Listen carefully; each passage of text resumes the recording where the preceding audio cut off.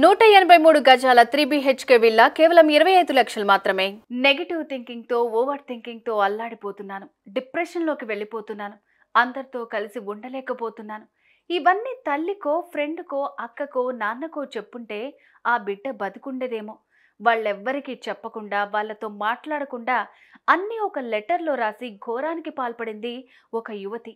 చక్కటి జీవితాన్ని చేతులారా నాశనం చేసుకుంది. వెళ్ళిపోతున్నాను అంటూ ఉరివేసుకుని ఆత్మహత్య చేసుకుంది. తల్లిదండ్రులకు తీరని కడుపు కోత మిగిల్చింది. అసలేం జరిగిందంటే,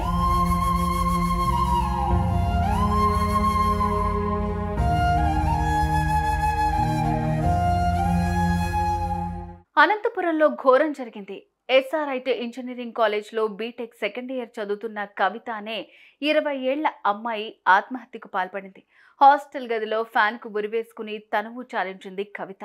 2 రోజుల నుంచి ముభావంగా ఉంటూ కాలేజీకి కూడా వెళ్లకుండా రూమ్లోనే ఉంటున్న కవిత సోమవారం సాయంత్రం ఈ దారుణానికి పాల్పడినట్లు పోలీసులు చెప్పారు.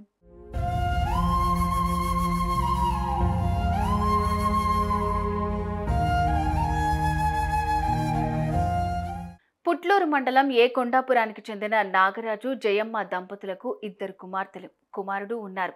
వ్యవసాయం చేసుకుంటూ జీవనం సాగిస్తోంది ఆ కుటుంబం.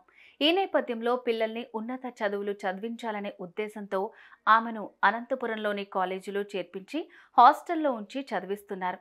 కాగా ECE సెకండ్ ఇయర్ చదువుతోంది కవిత. 2 రోజుల నుంచి కాలేజీకి వెళ్లకుండా హాస్టల్లోనే ఉంటోంది కవిత. అయితే సోమవారం సాయంత్రం ఫ్రెండ్స్ అంతా కలిసి క్యాంటీన్కి వెళ్ళగా కవిత ఒక్కతే రూమ్లో ఉంది. ఫ్రెండ్స్ క్యాంటీన్ నుంచి తిరిగొచ్చి తలుపు తడితే కవిత తీయలేదు. దీంతో కాలేజీ యాజమాన్యానికి కంప్లైంట్ ఇచ్చారు. వాళ్ళొచ్చి తలుపు కొట్టినా తీయకపోవడంతో బద్దలు కొట్టారు.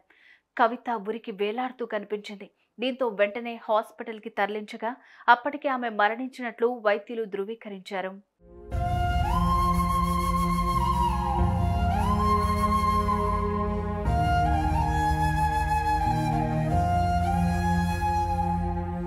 అయితే కవిత రూమ్లో ఒక సూసైడ్ నోట్ లభించింది పోలీసులకు.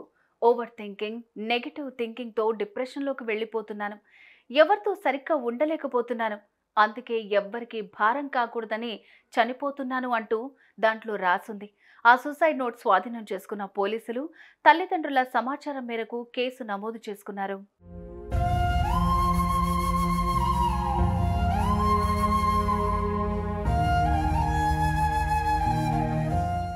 మంచి చదువు, బంగారు భవిష్యత్, కానీ నెగిటివ్ థింకింగ్ మనిషి ప్రాణం తీసుకునేలాగా చేసింది. ఏమవుతుందో అనే భయం మనిషిని మింగేసింది. నెగిటివ్ థాట్స్ ఒక బంగారు జీవితాన్ని కూల్చేశాయి. చేతికందొచ్చిన కూతుర్ని విగత జీవిగా చూసిన ఆ తల్లిదండ్రులు కన్నీరు మున్నీరుగా వెలిపించారు. ఒక్కసారి మాతో చెప్పుండాల్సింది కదా బిడ్డ, నీకు మేమున్నాం కదా బిడ్డ అంటూ ఆమె ఏడుస్తున్న తీరు ప్రతి ఒక్కరిని కన్నీరు పెట్టించింది. ఒక్కసారి ఆలోచించాల్సింది కవిత, ఒక్కసారి ఇంట్లో వాళ్ళతో మాట్లాడాల్సింది కవిత అంటూ కామెంట్లు పెడుతున్నారు అందరూ.